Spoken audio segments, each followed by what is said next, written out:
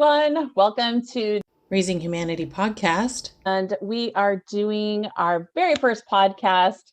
Very excited to have Miss Heather Bryant with us, Mrs. actually, with us. So thanks for being here, Heather. Heather is going to be our first guest on a series that we are calling Raising Light. And Heather has a very, very interesting backstory. And the two of us wanted to get together and have a conversation about what this means for women and for humanity right now in the time that we're living in, and different things that we can do to help raise the light within ourselves and to claim our power back. So just a little bit of information about Heather so I can introduce you guys to who she is. Heather Bryant worked for a Fortune 500 company and bank for 21 years as an executive multi-level manager, utilizing her extensive process design and improvement background combined with her intuitive ability to draw out each person's unique and individual skill set or superpowers to teach upper level executives how to build successful, sustainable sales teams. Over the last decade, the corporate workplace environment continued to become more toxic, and executive leadership began targeting women and minorities for termination. The last 2 years of Heather's career, she became a target for intense bullying and discrimination due to her advocacy for and refusal to terminate women and minorities. Her career ended in November of 2019 when she was terminated for whistleblowing, and she was offered $100,000 to stay silent about everything she knew. Heather refused the $100,000 silence agreement in order to help the women and minorities that were being targeted. In March of 2020, she began receiving guidance about how to further help women and minorities in the toxic workplace environment. Due to the immediate and urgent need to provide support to employees experiencing discrimination and abuse in the workplace, combined with the additional and equally urgent need to help executive leaders build an ethical and healthy workplace, she founded Superpower Consulting and is now working with companies and individuals across the country.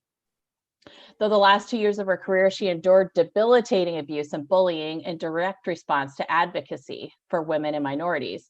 She is grateful for the opportunity to experience what so many women and minorities experience every single day in this country. It provides her a unique perspective that she calls on when working with companies, corporations, and individuals to improve the workplace environment. Welcome, Heather. My goodness, that's an intense story just to begin with. So tell us a little bit about what happened with you with this financial institution. Tell us a little bit about that.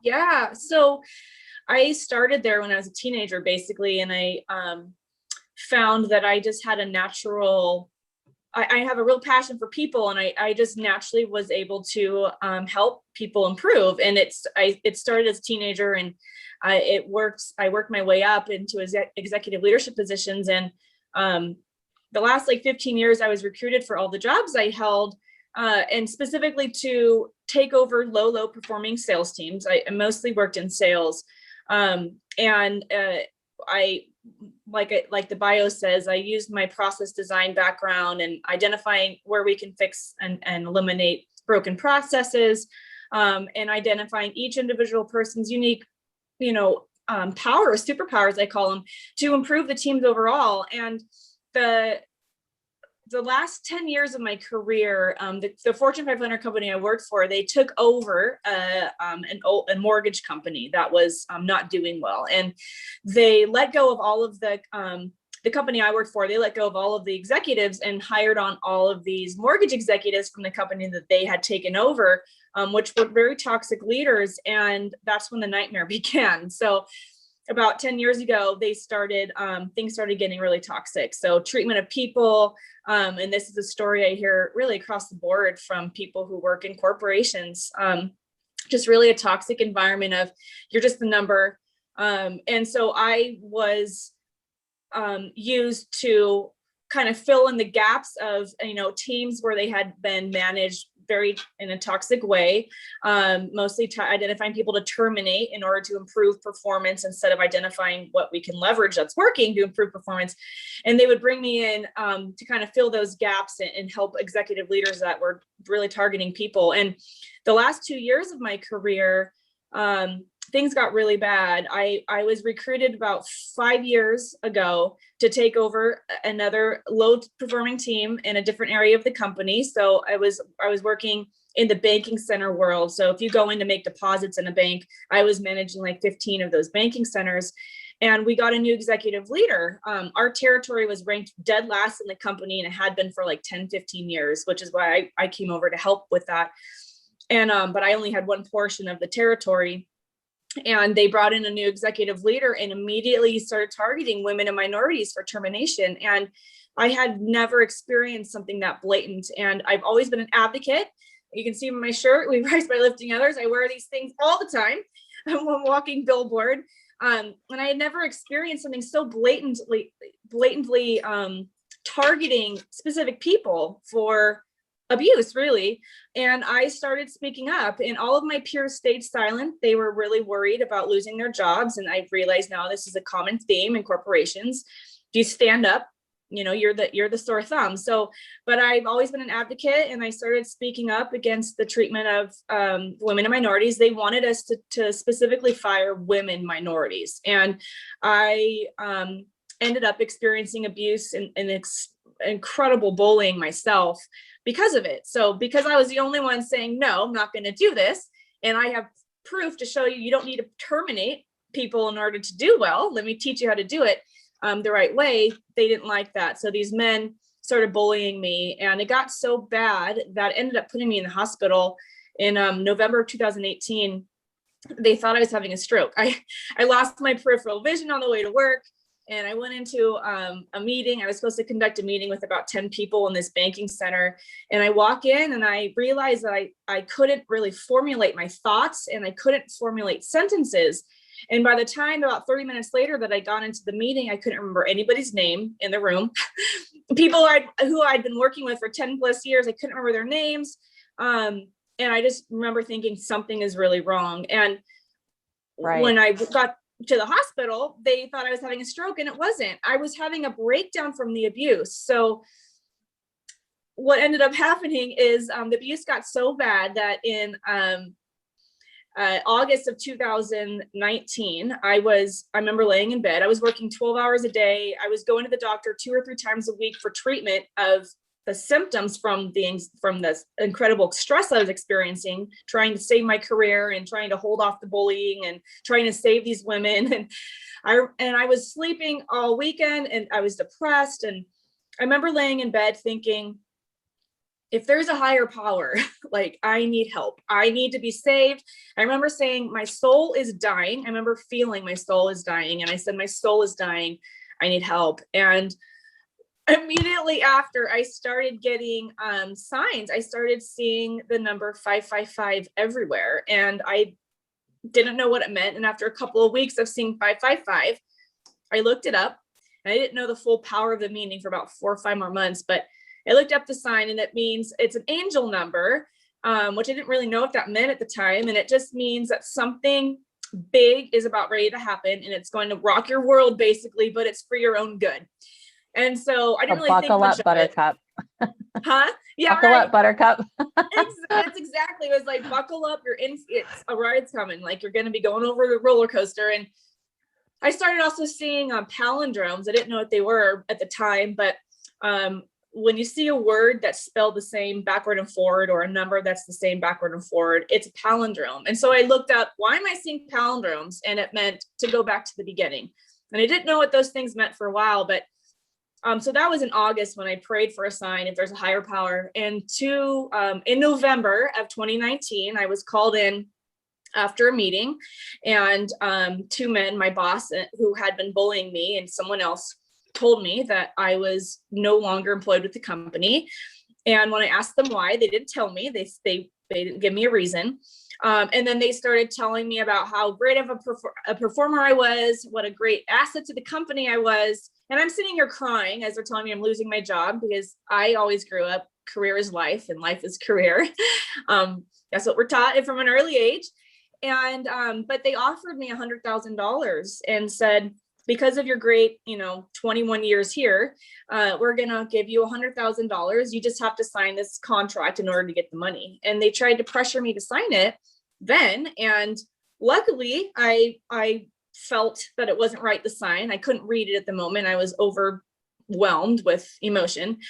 And when I finally was able to read it a few days later, after my overwhelming fear and anxiety started coming down a little bit from what happened, it said that if I took the money, I had to stay silent, and I couldn't tell anyone about what I knew. So I also couldn't speak to anyone at the bank.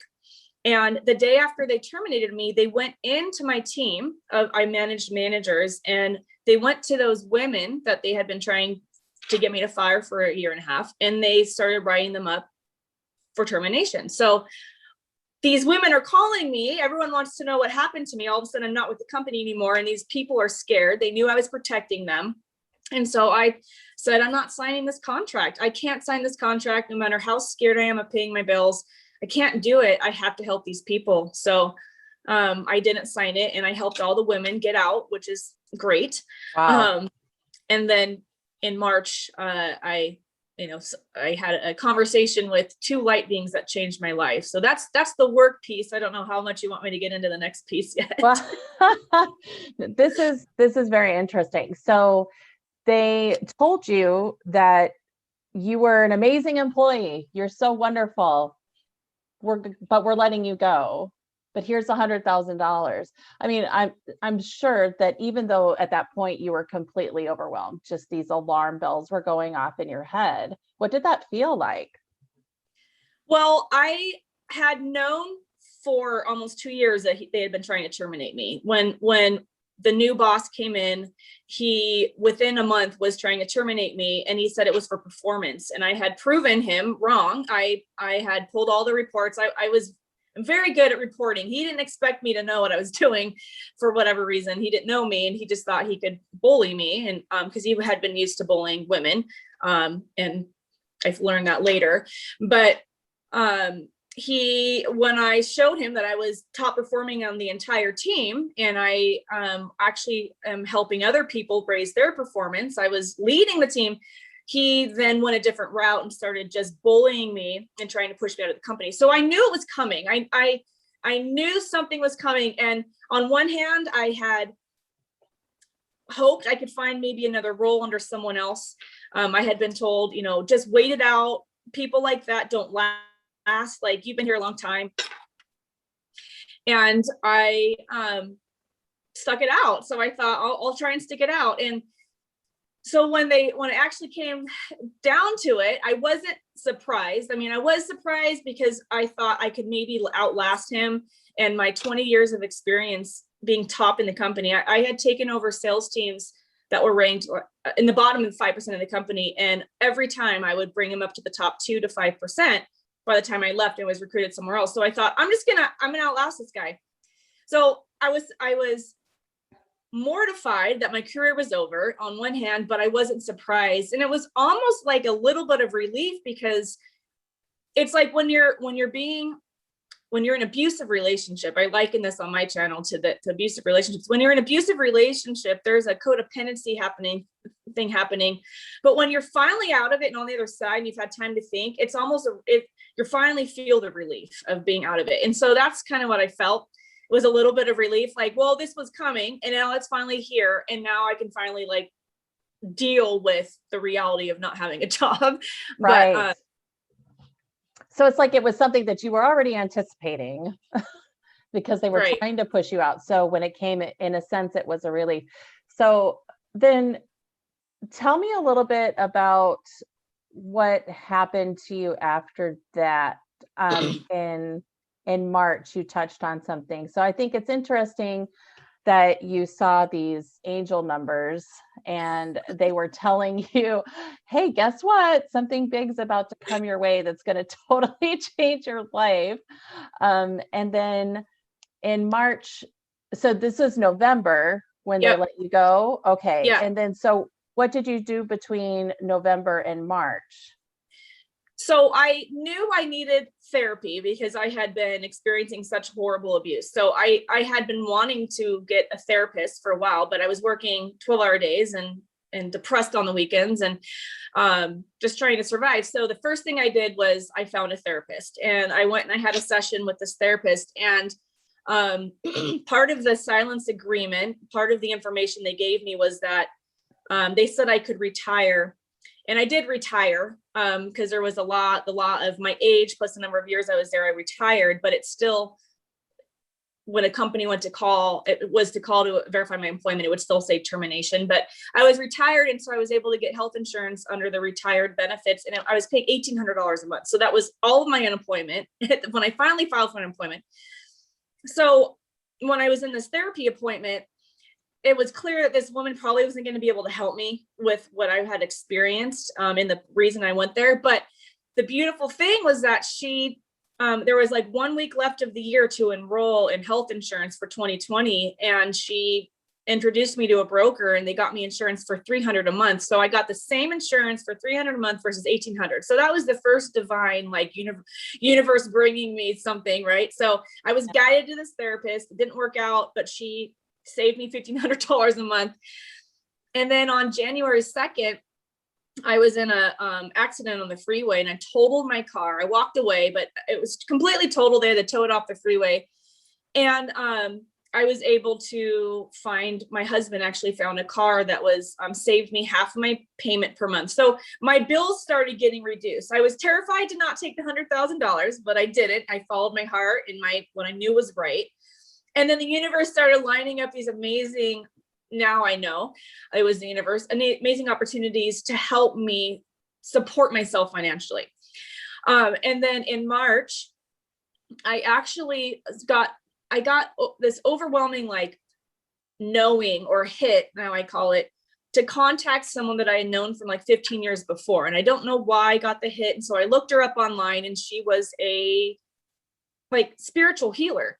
And I never had any contact or experience with someone like that. I didn't know if I believed in God. I still hadn't put the 555 together with what happened to me.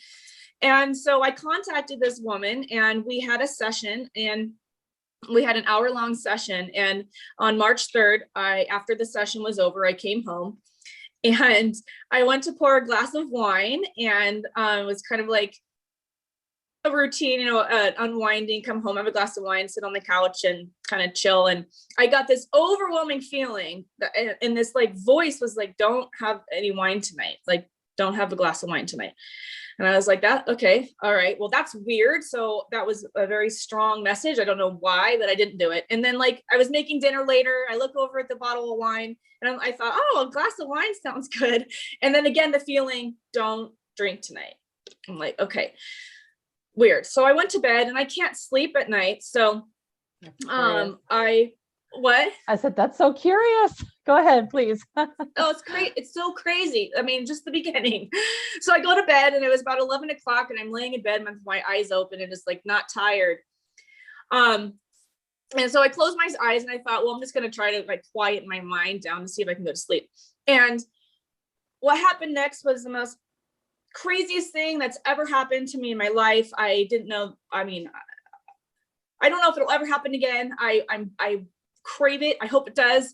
But I had my eyes closed, and all of a sudden the darkness started taking formation, and it started like formulating shapes. It was like when you close your eyes, everything is black. Like it's black. You just have the sense that it's 360 degrees. Everything's dark, right? And all of a sudden these shapes start taking formation out of like a dark gray smoke kind of. And it started like making shapes and faces. And all of a sudden, in the left-hand corner of the darkness, it was like this box top opened up. All of a sudden, this sliver of light became bigger and bigger and bigger, as it was almost like the darkness was sliced and opened, and this bright light shone through and highlighted these two bright like balls of white. And so this is happening in my head. I'm wide awake, haven't had any wine or anything at all. And all of a sudden these two bright beings appear in the darkness. And now my eyes are open. And I'm still seeing this in my mind. So my eyes are open and I'm trying to figure out what these bright beings are doing. And they're kind of bouncing. It was like these balls were bouncing back and forth. And I realized that they were alive, like they were communicating to each other and joking and laughing. So I'm like, what is going on? And they started communicating with me. And it was like, it wasn't in words. It was just this knowing of what they were telling me. And so I sat up in bed and I thought, they've been communicating for a little bit. And I thought, I need to get my notepad and write this down. And I sat up and I thought, well, my notepad's downstairs. I don't want to get up out of my nice warm bed and go downstairs. So I just pick up my phone and I open up a notepad and I started taking notes. And these bright beings of light are started telling me what to do about the corporation thing. So I had finally found a lawyer. I found a lawyer who had taken my case pro bono, and the purpose was to expose. All along, I want to expose what's happening at this company to save other people from being bullied and discriminated against. And so these bright beings of light told me that I was to the next day go make 200 copies of an article that had just been written 2 weeks before. So the Oregonian, the newspaper for Oregon, had written an article about what happened to me. And they said, print up 200 copies of this article, go downtown in downtown Portland. There's a bookstore downtown Portland that takes up a whole block. It's called Powell's Books. And it's people come and travel to Oregon to visit this bookstore. It's a big deal. Multiple stories. You could spend all day in there. They serve food and coffee and stuff. And they said, take these 200 copies. There's going to be a homeless kid sitting in front of this bookstore, and you're to ask this kid and give him $100 or $140. I can't remember now. And ask him to pass it out. And I thought, that's very specific. Okay. And so for 4 hours they were communicating with me. I have pages of notes. And in addition to that, they showed me that the world is a matrix. They showed me that I was in the earth, but they showed that I was looking onto the earth, and that I was in two places. And I didn't know what was going on at this point. I was just taking it in. But what I want to share is from the time that box top opened until the ending of the conversation, actually through the next day, I was overcome with this. It's so hard to put into words. It was this love, joy, and peace sensation. I had no cares in the world. No earthly issues I was even concerned about. They were telling me what to do about my lawsuit, but I was still feeling overwhelming joy. And I just felt so safe. It's a feeling I've never had. I've never felt this. And it was the beginning of my realization that God does exist. The universe, source, spirit exists, and he's all love, or she, or whatever name you want to give it. It's all love. There is no dark, there is no negativity. And they showed me that with this feeling. And I realized after growing up in a religious household that was very controlling, and there was a lot of guilt and shame and damnation and control, helping, things that they would tell you to help you control your actions and, your hell and heaven and all that. I knew during this conversation, there is no hell. Like I realized that this is all created by humans to control people. Right. So that's exactly right. Right. And I know you have similar experience with that. So I had rewind back to past August, I had prayed and said, is there a higher power? Please save me if there is. I feel myself dying. Like I'm going to shrivel up and die if this bullying doesn't stop. And this was an experience almost 6 months later that showed me, yes, there is a higher power. Everything is working for us. So when they showed me that the world was a matrix, it made me realize that we have choices here, right? And we get stuck in this mindset of living in fear and trying to avoid hardship instead of living from our hearts and following, using love as our beacon. So anyway, the next day I printed up the things. I found the homeless kid in front of this place. That's incredible. It's insane. It's insane. And I love this part of your story. I wish I could draw it. I wish I could create some type of animation to show. It was just insane. And The next day though, I felt them next to me all day long. I felt them when I was getting dressed to get ready to go out. I felt them when I was making copies at Kinko's downtown. I felt them with me side by side. There was one on each side of me. I felt so big and powerful. I felt so powerful and full of joy all day long the next day.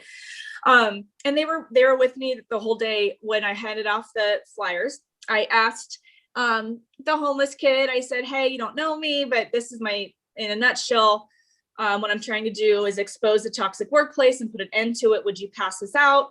I want to give you $140. And he said, I'll do it for free. And I said, well, I've been guided because the bright beings of light had told me to do this. I said, I've been guided to give you this money. And he started jumping up and down. And he said, this is the exact amount of money that he needed to replace something the cops had stolen from him like 2 or 3 days before. I'm like, what? Like, it was all just this multi-layered, like, beautiful, divine timing. Yes. It's absolutely divine. It was so amazing. And it's changed my life. It's completely changed my life. Because of that is how I met you, in this community. And so I started meditating, and in May, during a meditation, I was guided to create a blog, and I didn't do it at first. And I kept getting this, like, whenever I get the knowing of that I'm being given direction, it always comes in from the left-hand side, just exactly in the same place where the box top open. I get this knowing coming in from the left, and it kept saying, create a blog. So I didn't know how to do it. So I did it. It took me a long time because I'm challenged with technology sometimes. And I thought, what am I going to put on the blog? Like, what is this for? So I just started putting on my story about what happened. And my mindset was, I wanted to tell people what happened to me. At the company, I was there for 21 years, and then I'm no longer there. And people were calling me, asking me what happened to me. They had sent out an email to the area saying, I'm no longer with the company. And it sounded very scary. And people already were scared of these men because they knew what they were doing. So I wanted to tell my story so people knew what happened to me, in order to provide comfort for people. Even though I was still in communication with many of them, trying to help them get out. And what happened though was I started posting it on LinkedIn. I'm all about being vulnerable. I believe unless we're vulnerable and we share our story and our trauma, we can't truly help other people, right? Like, we have to be genuine. You have to be genuine. It's like all of these, filtered people in swimsuits, or like, that's not what people really look like. They don't really you're not airbrushed. And that's how I feel about personal experiences. And I've been told by many people, you're being very vulnerable, or I can't believe you're sharing that. Well, how can we help other people in their trauma unless we share what we've been through and give them hope that there's another side to the trauma, right? So what happened was I started posting my blog on LinkedIn, and I started getting testimonies from women and minorities from across the country, that just from this one company so far, that are experiencing abuse and discrimination there. And I've been told that my blog has given them hope, that people have shared the same stories, that has taken a major deterioration on their health. They've ended up in the hospital like me. People have been put on bed rest during pregnancies because the trauma and stress is so awful. So I realized that's why I was told to create this blog, is to help people across the country. So I created a consulting business because of this. And I help companies identify toxic leaders, identify people-focused leaders to bring into the company.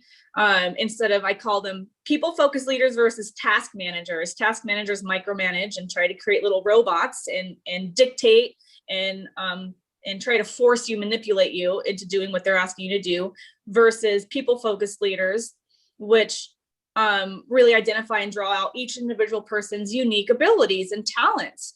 And that's why I was successful. So in addition to those two things, I help people across the company or country protect themselves in the workplace and file grievances with national agencies and prepare their story and their case for legal representation. Because I realized that lawyers when most people go to hire a lawyer to protect them, they are very emotional because they've just been through very emotional discrimination or abuse or toxic environment, and they're not putting the facts together. They're spewing emotion. And so I have them tell me their story, and then I put together and help them put together the facts so that there's a greater chance the lawyer will take their case. And it's been the most rewarding thing that I could have ever imagined. And I had been wanting to be a consultant for a while, but didn't know how to do it. And the universe used an incredibly traumatic time in my life to show me where the need was. And the need is to help in this area. But I'm also using the trauma that I experienced to, now I have if I hadn't experienced that, I wouldn't know what so many women and minorities experience every day of their life. And now I always was passionate about being an advocate. And now I'm 1,000 times more passionate having experienced that horrible trauma. Right. You have your own experience to draw from on that. I love that you came here and are talking about all of this, because that is what this whole series is about, is raising light. And so when you're talking about how this also brought you to divine knowing that there is God, creator, source, is out there and is very much interested in us. More than we think. And so I think that coming to that is something that is it's like your whole life has to break down.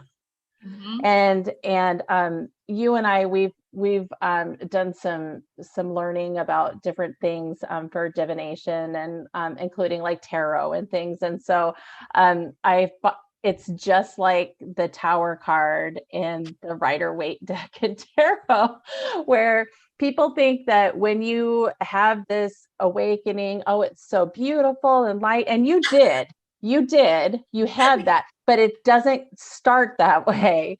It starts off where everything absolutely crumbles. So I wish I had the Tower card right handy. I'd sit around the corner over here, but everything is crumbling down around you, and it's so overwhelming, and you feel like your whole life has fallen apart.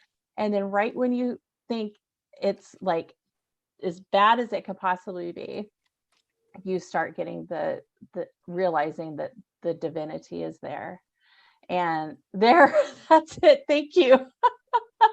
But so, yes, you could see the lightning striking and the people falling down, and that's what it is. And so I love that now you're taking and utilizing the gifts that you've been given, and you're able to help others with that. That is so important. I like what you were saying too about how you realize that there's so many other paths for people in life. So we were taught that we need to go to school and then go to college and get your student loans and then go get a job and just do everything you can to survive until you can raise up your 401k, and then you can retire comfortably for like 15 years if you're lucky, maybe.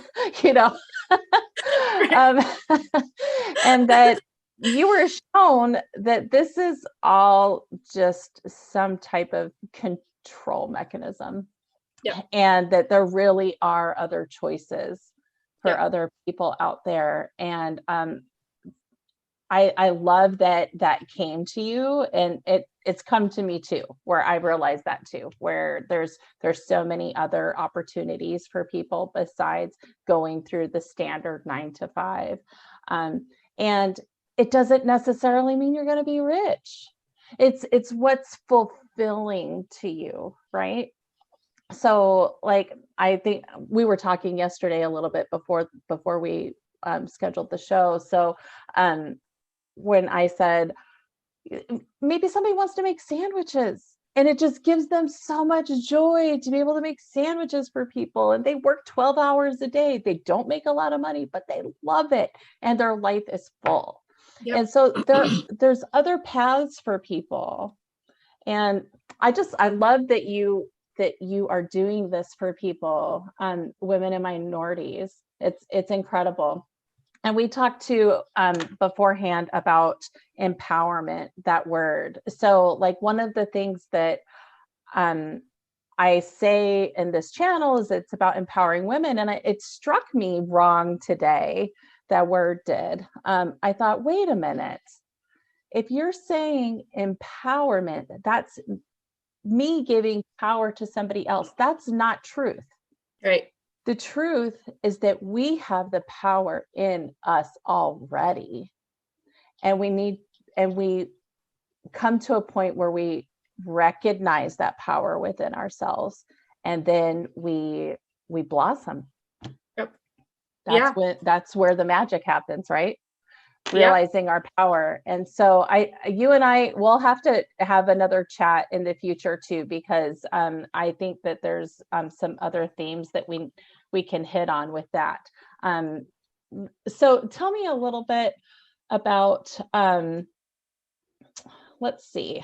So you were talking about how you had grown up, and you grew up in like a religious environment, and you and I were talking yesterday, and I also came from a very strict religious environment. So how do you think that kind of primed you for the experience that you ended up having at this Fortune 500 company?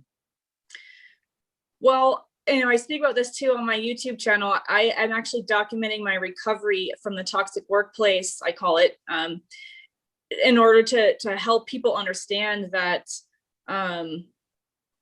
there's major PTSD. I'm still suffering from it, but I wouldn't have stayed so long. I wouldn't have even stayed maybe 5 years at the company had I grown up in a different household. So what I learned is that, I grew up in a household that my parents became Christians and joined a Christian church when I was about 4 or 5. And everything became controlled after that. We couldn't watch anything really on TV. Even through high school, I couldn't hang out with anybody. I couldn't go to parties. We're talking like my parents one time let me go to a party in high school where they had a trampoline in the backyard. And anytime they let me go anywhere, they would pick me up like 1 hour later. And I was always that like weird kid that got picked up like way early at the parties. Everything was controlled. And the church that we went to, and I see this a lot. This is why I didn't know if there was a God, because I didn't know if I believed in a God that did. I don't want to believe in a God that does this, which is really, use or manipulate the Bible or teachings to control people or to exert control over other people. There was like pastors who were preaching, love and acceptance and all this, but then they were doing horrible things on the side that we found out. It's like nobody was living their truth or living truth. And so not just from the church, but also my mom stayed in her marriage way too long. She stayed in an abusive marriage with my father for way too long. And so it was the norm. So when I got into the workforce, it was like I'm around these abusive men. It was men. I experienced a little bit with women, but that's a different story. But mostly men. And it didn't feel wrong because I was raised in a church where people did that. They bullied and they controlled people. And I was raised in a household where there was bullying and control. And so I didn't think this is wrong. So that's part of what I'm trying to do is help people understand that you have a choice. We're told, like you mentioned, we're taught at a young age that you out of high school, you go to college, you pick what you want to do for the rest of your life. You get in hundreds of thousands of dollars in debt. And you get into a career that most people end up not being happy in, right? But now you're stuck because you're $300,000 in debt or whatever. So I realized that what we're told as a child and what we experience as a child does dictate and formulate our belief system in what's the norm for living our life in the world. And I want to encourage people. I don't have a college degree, and I was very successful utilizing my natural skill set and my superpowers. And that's what I want people to understand is that you have choices. And if you're in a toxic environment and you're wondering why I've been here for so long, you almost 100% of the time, trace it back to your childhood and what you experienced in your childhood as far as what's the norm or what's okay, right? But at any point in our life, we can say no. At any point in our life, we can say, I don't deserve this. I'm not going to be in a toxic environment. I'm not going to be abused. I'm not going to be bullied. But we have to break that belief that we were taught that your career is life and life is career, right? Those stories we were told. Yeah, we have to break that stigma, and we have to break that what we're told, and realize that you can change at any point, and you don't need to have a college degree to be successful. You don't need to be hundreds of thousands of dollars in debt to be successful. You just need some help and maybe guidance identifying what is your natural abilities, what are your passions, and then how can you take that and get into a better place and out of the toxic workforce. I love that you do this. This is so great. Me too. So like everything tore down in your life, you realize that there's divine all around us and in you and in your life. And now you're able to speak your truth, and you're able to live in that and to help other people. What a different experience. Did you see anything remotely like this happening in your life? Could you have predicted this? No. I think it's probably safe to say for everybody who's had an experience like my conversation with light beings last year, that until you have the experience, it's unfathomable. It's unfathomable. I mean, you can read about it. I had heard about things like that, but I was like, that's hokey. I don't believe that, so I never. What? It's too woo-woo. It's too woo-woo. I'm like, no, I don't. That's weird. How is that possible?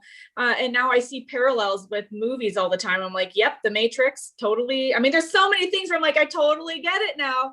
But I never thought it would ever happen. And I certainly never thought that I would be bullied the way I was. And I really never thought that I could leverage my trauma to help people. So that's, I think, the biggest thing that I like to tell people, or that I try to share from all of what happened to me, is that God, the universe, goddess, will use every trauma, everything in your life for good.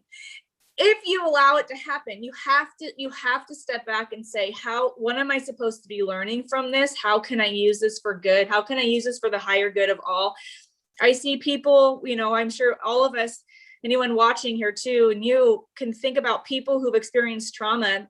I know many who are years and years later still angry and bitter and still in a bad place. And I could easily be there, but I've chosen to say, how can I use this trauma for good? And I'm using the trauma to relate to and help people who are experiencing this every day, get out of those situations where I wouldn't have that tool in my toolkit. And it's a very sharp, very usable tool when you've experienced something as traumatic as that. So I like to encourage people to look at the trauma in their lives. If things keep happening over and over, you have to stop and say, what is going on? Why is this happening over and over to me? There's a learning here. And then once you can identify and get out of the trauma, or, get through the trauma, then how can I leverage what happened to me for the greater good of all? And my life, looking back now, I would have never imagined that horrible trauma I went through would have birthed this consulting business that I would have helped, dozens and dozens of people across the country. I had no idea. I mean, I was limited to helping people within the company, and now my scope is worldwide. And it's because I followed my heart. I didn't take the $100,000. I followed the guidance I got from the blog, and I'm now helping people. And that's the other thing that I've realized, is that guidance on what path to follow or what door to open is very quiet. You have to get really quiet. It's not usually glaring unless you're not listening, and then you experience 2 years of bullying, and then you're terminated to make a point, right? It's like, I wasn't listening to. You get hit over the head with it. But it all happens. I could not have made it happen more perfectly, because if I hadn't been terminated and offered the $100,000 and turned it down, I wouldn't have leverage for the lawsuit, which is exposing what happened. I wouldn't have multiple articles. American Banker wrote an article about it, the Oregonian. I wouldn't have had the platform to do what I'm doing. So that's what I'm saying. I call it treasure hunt the tragedies. What are the tragedies in your life, and how can you leverage the learnings from those tragedies to have an even better life and thrive and help humanity? I love that so much. So Heather and I are both in a community called Ajata Casa, and I'm going to put a link in the show notes if you guys want to join us there. But we have an online app for it, or if you're not an app person, then you can just go to ajatakasa.com, and I'll put all the links in the show notes here. But this morning I saw something that it just is so in alignment with what you had said, and I posted it in Ajata Casa. It's like a social platform for people that are awake and aware or going through a growth process spiritually. And this, I found this somewhere else. So this isn't my words, but it says the 4 laws of a shaman. The first one says, the person who comes into our life is the correct person. That is to say that nobody comes into our lives by chance. All the people around us who interact with us are there for something, to learn and advance in every situation. The second law says, what happens is the only thing that could have happened. Nothing, but nothing, absolutely nothing that happens to us in our lives could have been otherwise. Not even the smallest detail. There is no, if I had done such a thing, another would have happened. No. What happened was the only thing that could have happened, and it had to have been for us to learn that lesson and move on. Each and every one of the situations that happen to us in our lives are perfect, although our mind and our ego resist and do not want to accept it. It's so profound. The third says, anytime it starts is the right time. It all starts at the right time, not before or after. When we are ready for something new to begin in our lives, it is there that it will begin. And the fourth and last, when something ends, it ends, just like that. If something ended in our lives, it's for our evolution. Therefore, it is better to leave it. Go ahead and move forward and enriched with that experience. Isn't that beautiful? I love that. That's profound. It is so profound. So you are exactly where you're supposed to be right now. Mm-hmm. Yeah. And you're living your purpose, and it's a beautiful thing to see. And you're such a blessing. And I'm so happy that you and I know each other. Me too. If it wasn't for the Ajata Casa community, we wouldn't have met, or maybe we would have. Everything happens like it's supposed to, right? Like I just read. It's true. It's perfect timing. And so before we close, you and I are definitely going to have another conversation, or 2 or 5 or 10 or 20. So I hope you'll come back again. I'm sure that the viewers will want to see you again. But can you let everyone know how they can find you? I know it made me want to cry too. I know, it's so good. It's so good, right? Yes. Just let me show you the picture that went with it, if you can see it on here at all. Oh, yes. And so it's the shaman, and it's all her ancestors, and it's really amazing art. So it's posted in Ajata Casa. If you guys join the community, you can find me, Jen Nyberg, and see that post if you wanted to see it. But so tell people where they can find you, Heather. Let's see. I am on YouTube. I can send you the links if you want to put it in. I have 2 YouTube channels. One of them is Superpower Consulting, and the other one is Recovering from the Toxic Workplace, which I'm sharing my recovery journey, but also stories of women who have experienced similar things and who've gotten out, women and minorities. It's open for everyone, but so far only women and minorities have expressed that they've experienced this, which is why I'm working with women and minorities primarily. So I have 2 YouTube channels, and then I'm in the Ajata Casa app. I have a group in there called Superpower Consulting. And then also I am on Instagram, and my Instagram handle is From Head to Heart Thrive. if anyone wants to email me, I also have a newsletter that I put out that includes links to short little videos. And that is, my email address is superpowerconsulting@gmail.com. Where is your blog?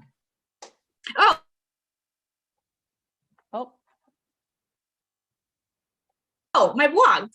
My blog is called speakupandstandstrong.net. Speakupandstandstrong.net. Okay. Yep. Okay, great. Yep. So we'll get all of that information in the show notes for everyone, so they can get in touch with you if they have a story that they want to share, or if they need some type of help, they're going through some type of a toxic work environment and they just need some help, they can reach out to you. So Heather, thank you so much for being here today, sweet sister. I'm so happy you with this. It was so fun. Thank you for having me. And I'm excited to we'll continue talking about this as we go forward, depending on what people need. Absolutely. So remember to like and subscribe to this channel and to go check out Heather Bryant. Thanks so much for being here, you guys.